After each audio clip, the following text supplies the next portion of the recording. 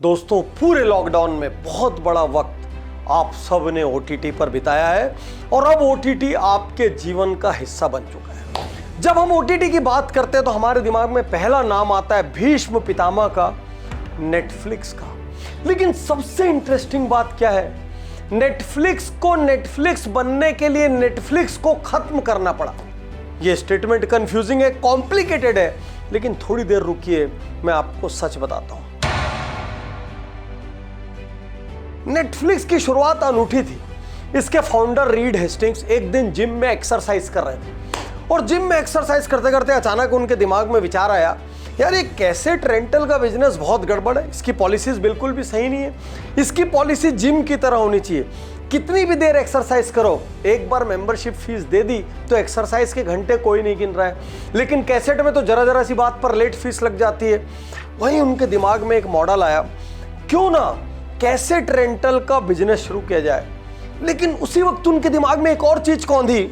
सोचिए, मतलब futuristic thinking किसको कहते हैं। उनके दिमाग में कौंधा, यार ये वीसीआर वीसीपी कब तक चलेंगे, ये कैसेट इतनी भारी भारी और बल्कि होती है, इसकी जगह डीवीडी चलेगी। उन्होंने अपने दोस्त से शेयर किया। अब हर पाप और हर पुण्य में एक दोस्त होता है, हमेशा याद रखना, इसीलिए अच्छे दोस्त होने बहुत जरूरी है। और दोनों ने मिलकर 1998 में कंपनी लगा दी, डीवीडी रेंटल की कंपनी, और अपनी सारी कमाई उसमें डाल दी। अचरज की बात यह है कि 1994 में ताइवान में डीवीडी प्लेयर बनना शुरू हुआ। बहुत ध्यान से नंबर्स को समझना। 1997 में पहला डीवीडी प्लेयर अमेरिका में आया, और अमेरिका में आया उसी साल इनके दिमाग में आइडिया आया कि इसका बिजनेस शुरू करते हैं। किसका? डीवीडी रेंटल का। अरे भाई, डीवीडी प्लेयर ये भी आया है। और जानते हैं डीवीडी प्लेयर की कीमत कितनी थी? $1000। महज 1% अमेरिकन डीवीडी प्लेयर को अफोर्ड करता था। लेकिन रीड हेस्टिंग के दिमाग में था, थोड़े साल की वेटिंग है, ये सब कुछ बदल जाएगा, वीडियो कैसेट हट जाएगी, डीवीडी प्लेयर आ जाएगा और सिर्फ डीवीडी चलेगी। इस उम्मीद पर कंपनी बना दी। 1998 में नेटफ्लिक्स आ गया। 35 एम्प्लॉय के साथ काम काज शुरू कर दिया गया। लोग हंस रहे थे, कह रहे थे पागल है, क्योंकि जब भी आप कोई इन्वेंशन सोचोगे, जब भी आप कोई इनोवेशन सोचोगे, जब भी आप कोई फ्यूचरिस्टिक डिसीजन लोगे, सबसे पहली चीज जो आपको मिलेगी वो लोगों के व्यंग और ताने। इनको भी यही मिल रहा था, लेकिन ये भाई लोग डटे रहे। रीड हेस्टिंग ने दिमाग लगाना शुरू किया कि कैसे कम खर्च में घर घर में डीवीडी भेजी जा सके। तो बहुत छोटी कॉस्ट का टिकट, बहुत ही छोटी कॉस्ट के टिकट पर उन्होंने डीवीडी घर भेजने का रास्ता ढूंढ लिया, और तेजी से उनकी डीवीडी जाने लग गई और कंपनी बड़ी होने लगी। लेकिन प्रॉफिट नहीं आ रहा था। 97, 98, 99, 2000, 1, 2, 3 और नेटफ्लिक्स ने तोशिबा, सोनी, HP, जो भी लोग डीवीडी प्लेयर बनाते थे, उनके साथ फ्री डीवीडी रेंटल्स की डील साइन की। पहला बिजनेस मॉडल क्या था? सिर्फ $16 दो। ध्यान से समझना, $16 दो, एक बार में आप 4 डीवीडी अपने पास रख सकते हो, सिर्फ इतना नियम था। बाकी कितनी भी डीवीडी लो और कोई लेट फीस नहीं। सारे कॉम्पिटिटर हर चीज की लेट फीस चार्ज करते थे। बिना लेट फीस का ये मॉडल, अनलिमिटेड डीवीडी का मॉडल, लोगों को हिट कर गया। और आप जानते हैं 10,000 डीवीडी पर डे शिप करने लगा नेटफ्लिक्स। लेकिन इतना सब करने के बाद भी कंपनी का बिजनेस महज $5 मिलियन तक पहुंचा। फायदा तब भी नहीं हो रहा था। 99 निकल गया, 2000 निकल गया। 2001 में किस्मत ने दरवाजा खटखटाया। अचानक डीवीडी प्लेयर का भाव गिर के $100 हो गया, और देखते ही देखते अमेरिका में बड़ी मात्रा में डीवीडी सेल होने लगे। उसी वक्त 9/11 की दुर्घटना हुई। डरे हुए अमेरिकन बड़ी तादाद में घरों के अंदर सीमित रहने लगे, और जब वो घरों के अंदर रहने लगे तो दूसरी तरफ से नेटफ्लिक्स का सब्सक्रिप्शन तेजी से बढ़ने लगा, और अब जाके कंपनी अपने पहले प्रॉफिट का स्वाद चखने वाली थी। दोस्तों, एक बात समझने की, 6 साल की वेटिंग, 97 में कंपनी एस्टेब्लिश हुई, 6 इयर्स बाद प्रॉफिट हुआ। आपसे कहता हूं, हो सकता है आपका बिजनेस कुछ वक्त ले ले प्रॉफिट में, लेकिन यदि आप फंडामेंटली राइट हैं तो एक दिन प्रॉफिट जरूर होगा। धीरज रखिए। दूसरी चीज, जिस वक्त नेटफ्लिक्स आया, डीवीडी प्लेयर का रेट बहुत ज्यादा था, लेकिन नेटफ्लिक्स को ट्रेंड मालूम था, कोई भी इलेक्ट्रॉनिक आइटम आती है, शुरू में रेट ज्यादा रहता है, बाद में वो गिरते गिरते फ्री फॉल हो जाता है। और उन्होंने भरोसा रखा। उनको यह भरोसा था कि वीडियो टेप को एक दिन डीवीडी जरूर रिप्लेस करेगा, और इस भरोसे पे 6 साल और अपनी सारी जमा पूंजी लगा दी। और तब खड़ा हुआ वो नेटफ्लिक्स जिसने 2003 में $1.2 बिलियन कमाए। कितने? $1.2 बिलियन। लेकिन कायदे से उसके बाद तो उनको मजा करना चाहिए, कायदे से उसके बाद उनको उसी बिजनेस मॉडल को मल्टीप्लाई करना चाहिए था। और यहीं वो खतरनाक कहानी आती है, क्यों नेटफ्लिक्स ने नेटफ्लिक्स को बनाने के लिए नेटफ्लिक्स को खत्म कर दिया। बहुत ध्यान से सुनिएगा, क्योंकि इस केस स्टडी से आपको ढेर आइडिया मिलेगा। आपको यह आइडिया मिलेगा कि कैसे अपने प्रोडक्ट या सर्विसेज के लिए कस्टमर में एडिक्शन पैदा करें, कैसे प्राइसिंग रखें, ऐसा क्या करें जिससे कि आप नया मार्केट क्रिएट कर लें, नया प्रोडक्ट क्रिएट कर लें। ये केस स्टडी आपके बिजनेस के लिए, आपके करियर के लिए गेम चेंजर हो सकती है, क्योंकि ये एक ऐसी कंपनी की कहानी है जिस कंपनी ने अपने लिए एक कैटेगरी का निर्माण कर लिया और उसके बाद पीछे लाइन लग गई। 2005 में दुनिया में इंटरनेट कंजम्पशन बढ़ने लगा, खासकर यूएस, कनाडा, वो जो कंट्रीज हैं उधर इंटरनेट की स्पीड भी बहुत तगड़ी हो गई। दुनिया के दूसरे देशों में भी इंटरनेट स्पीड बढ़ती चली जा रही थी। और यहां पर एक बार फिर रीड हेस्टिंग्स को अपना पुराना सपना याद आया। पुराना सपना क्या था? Video on demand. और आगे मैं आपको बताऊंगा कभी भी, कहीं भी, कैसे भी, कितना भी, ये क्या चमत्कारिक मॉडल है जिसकी वजह से नेटफ्लिक्स सक्सेसफुल हुआ। अचानक जब रीड हेस्टिंग्स को याद आया तो रीड हेस्टिंग्स ने नेटफ्लिक्स को खत्म करने का निर्णय ले लिया। खत्म करने का। आप बोलेंगे कैसे? क्योंकि ये सारा बिजनेस डीवीडी पर आधारित था, डीवीडी रेंटल पर आधारित था, डीवीडी शिपिंग पर आधारित था। और रीड हेस्टिंग्स ने निर्णय लिया कि अब डीवीडी शिपिंग नहीं, अब लोगों को घर बैठे video on demand online streaming करेंगे। क्या आप ऐसा कर सकते हैं? जिस प्रोडक्ट को सालों साल बिल्ड किया, उस प्रोडक्ट को इस तरीके से खत्म कर सकते हैं? तब कर सकते हैं जब आपके सामने बड़ा सपना हो, किसी बड़े लक्ष्य की प्राप्ति के लिए। आज का सुख यदि आपने नहीं खोया तो आज के सुख में अटके रह जाएंगे और कल का बड़ा लक्ष्य कभी हाथ नहीं आएगा। और दोस्तों 2007 में नेटफ्लिक्स ने ऑनलाइन स्ट्रीमिंग स्टार्ट कर दी और 2010 में अमेरिका का 30%, can you believe it, 30% internet consumption सिर्फ और सिर्फ नेटफ्लिक्स पर हो रहा था। दोस्तों ऐसी कौन सी स्ट्रेटजीज थी जिसकी वजह से नेटफ्लिक्स सफल हुआ? पास्ट हो गया, कहानी हो गई, अब जरा कुछ सीक्रेट डिकोड करते हैं। सबसे पहली strategy, binge weaving the addiction philosophy. क्या चीज का एडिक्शन था भाई?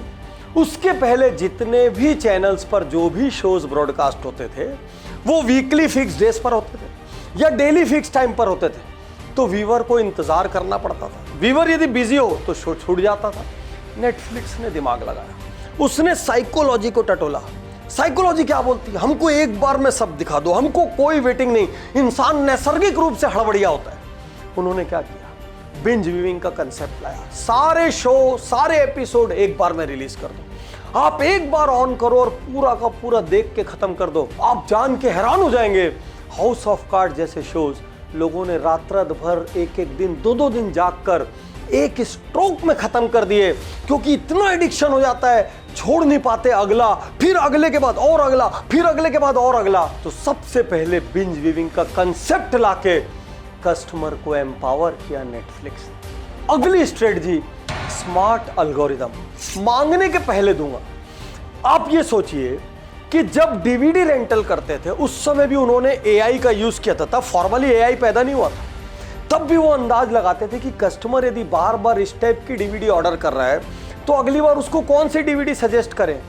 और जब नेटफ्लिक्स ऑनलाइन स्ट्रीमिंग में आया, इन्होंने अपने एआई को और ज्यादा उन्नत किया और अब इनको ये पता लग जाता है कि कस्टमर एक्चुअली क्या देखना चाहता है। ये वही चीज स्क्रीन पर लेके आते हैं, किस वक्त देखना चाहता है उसी वक्त स्क्रीन पर लाते हैं। और सबसे बड़ी चीज, ये कस्टमर के मांगने के पहले उसकी पसंद के शोज प्रोड्यूस करते हैं। आपको लगता है अरे यही तो मैं देखना चाह रहा था। एआई का सबसे शक्तिशाली उपयोग नेटफ्लिक्स ने स्टार्ट किया। अब बाकी सब तो चिल्लर है जो पीछे चले आ रहे। आपसे पूछता हूं, क्या आप अपना प्रोडक्ट, अपनी सर्विसेज या कोई एक्सपीरियंस कस्टमर के मांगने के पहले दे सकते हैं, क्योंकि यदि मांगने के पहले उसको मिल गया तो उससे ज्यादा हैप्पी और डिलाइटेड कस्टमर कुछ नहीं हो सकता, क्योंकि वो ये सोचेगा आप उसकी एक्सट्रीम केयर करते हैं, आप उसके रिक्वायरमेंट्स को समझते हैं और आप हाईली कस्टमर सेंट्रिक अपने प्रोडक्ट पे, अपने सर्विसेज पे गौर करिए। और यदि ऐसा नहीं कर पा रहे हैं तो कस्टमर के फीडबैक का मैकेनिज्म स्टार्ट कीजिए, जिससे आपको पता चल सके आपका कस्टमर आज क्या चाहता है और आने वाले समय में क्या चाहेगा। सबसे ज्यादा चर्चा यदि किसी चीज की होती तो वो है नेटफ्लिक्स की यूनिक प्राइसिंग स्ट्रेटेजी। लैंडमार्क, सारे बैरियर्स तोड़ दिए। आप जानते हैं नेटफ्लिक्स प्राइसिंग कैसे करता है? पहली बार इंट्रोड्यूस किया डिवाइस प्राइसिंग। आप मोबाइल पर देख रहे हैं, आप टैबलेट पर देख रहे हैं, आप कंप्यूटर पर देख रहे हैं कि आप स्मार्ट टीवी पर देख रहे हैं, इस हिसाब से प्राइसिंग फ्लक्चुएट होती है। सेकंड यूनिक क्या रहा? Quality pricing. आपको कौन सी क्वालिटी देखनी है? आपको 480 देखनी है, आपको 1080 देखनी है, आपको 4K देखनी है, आपको HDR देखनी है, आपको क्या देखनी है? आपको रिजोल्यूशन कौन सा चाहिए? लो चाहिए, मीडियम चाहिए, बेटर चाहिए, बेस्ट चाहिए? पहली बार क्वालिटी कॉन्शियस लोगों के लिए अलग प्राइसिंग मॉडल तैयार हुआ। नहीं तो इसके पहले हमने, आपने सबने क्या सुना? कॉस्ट, कॉस्ट और कॉस्ट। सिर्फ प्राइसिंग कॉस्ट पर टिकी थी।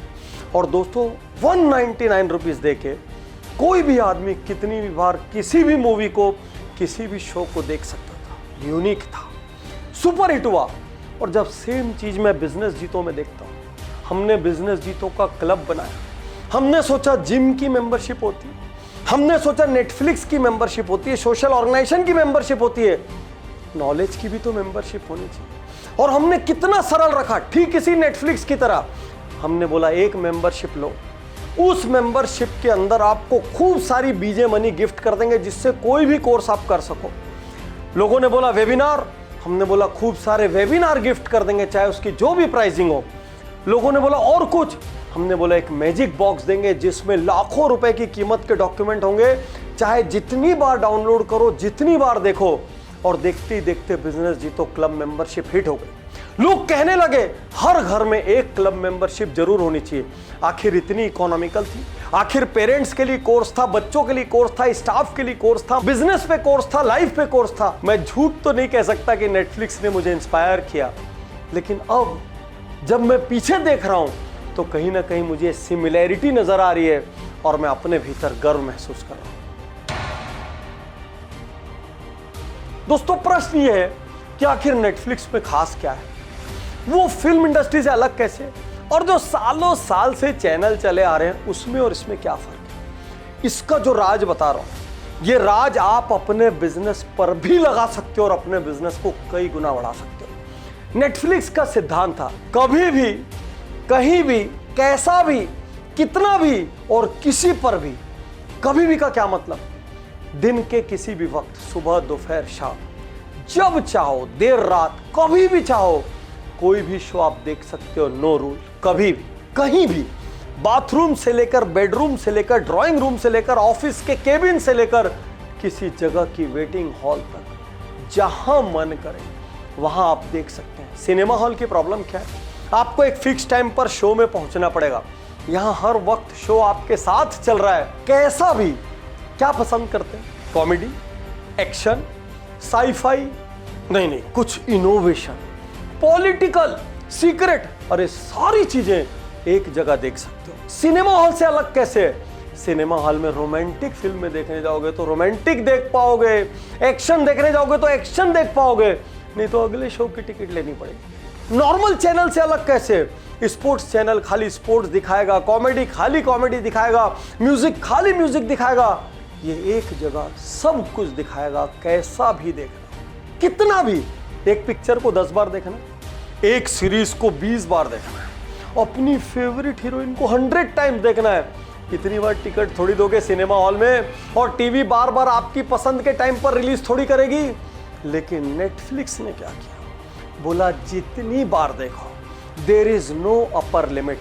तो लोग अब अपनी फेवरेट मूवीज को, अपने फेवरेट शोज को बार बार देखते हैं और रिपीट कंजम्पशन करते हैं, अनलिमिटेड कंजम्पशन करते हैं। और सबसे इंपॉर्टेंट, किसी पर भी टीवी है देख सकते हो, टैबलेट है देख सकते हो, डेस्कटॉप है देख सकते हो, लैपटॉप है देख सकते हो, अरे मोबाइल तो होगा, उस पे देख सकते हो। और आपको भी ये सोचना पड़ेगा कि आप ये कभी भी, कहीं भी, कैसा भी, कितना भी ये फंडे को अपने बिजनेस में कैसे अप्लाई कर सकते हैं। आज के पहले किसी ने सोचा था जोमेटो स्विगी से घर बैठे खाना आएगा? आज के पहले किसी ने सोचा था नेटमेट से या फार्मेसी से घर बैठे दवाइयाँ आएगी? आज के पहले किसी ने सोचा था घर बैठे हम जूते, कपड़े, चश्मा, ग्लासेस, घड़ी कुछ भी खरीद पाएंगे? जितना कस्टमर के लिए आप इजी करेंगे, जितना कस्टमर के लिए आप रेडिली अवेलेबल करेंगे, उतना ज्यादा कस्टमर आपकी तरफ आएगा। याद रखना, ये नेटफ्लिक्स इस बात का एग्जाम्पल है। हम घर बैठे हर चीज देख रहे हैं और एडिक्ट हो गए। अगली strategy, end to end control. सबसे बड़ा चैलेंज क्या था? किसी एक प्रोड्यूसर से एक शो खरीदो, दूसरे से मूवी खरीदो, कोई ज्यादा मांग रहा है, कोई कम मांग रहा है, कोई नाटक कर रहा है, कोई अपनी नियम शर्तें लगा रहा है, और कभी कभी मन की चीज भी नहीं मिल पा रही। अब नेटफ्लिक्स ने क्या निर्णय लिया? नेटफ्लिक्स ने एक बड़ा बजट बनाया और तय किया कि हम खुद प्रोड्यूस करें इंडिया में सेक्रेड गेम्स। उनके सेल्फ प्रोड्यूस शो का बहुत बड़ा एग्जाम्पल है। और दोस्तों, इससे क्या हुआ? पूरी की पूरी कंटेंट पे कंट्रोल हासिल हो गया। यदि बाहर से कोई कंटेंट मिले, वेरी गुड, नहीं मिले अपना बना देंगे।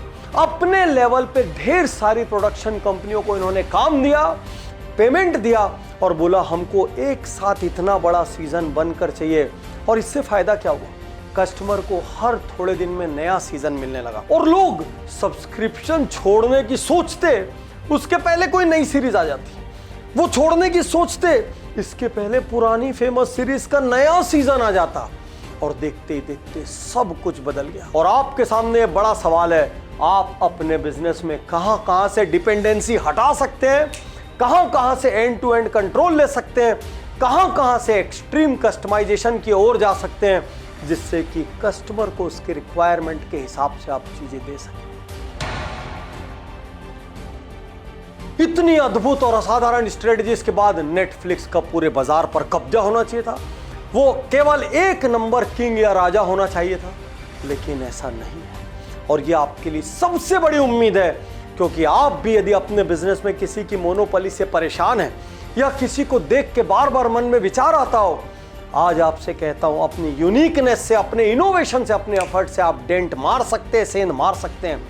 प्राइम, उसके बाद art Balaji, ZEE5, MX player, line से चैनल लगे हुए हैं, लाइन से OTT लगे हुए हैं, सब अपनी अपनी यूनिक स्ट्रेटजी लेकर आ रहे हैं। आर्ट बालाजी ने क्या किया? महज 34 रुपीज पर मंथ का सब्सक्रिप्शन लाके कॉस्ट वाली जनता को हिला दिया। MX प्लेयर ने बोला चलिए जी, हम आपसे पैसे ही नहीं लेंगे, हम केवल और केवल एडवर्टीजमेंट रेवेन्यू पर सर्वाइव करेंगे। सोनी लिव ने बोला अरे आप सब ये जंग लड़ो, मैं आपको कंटेंट देता हूं।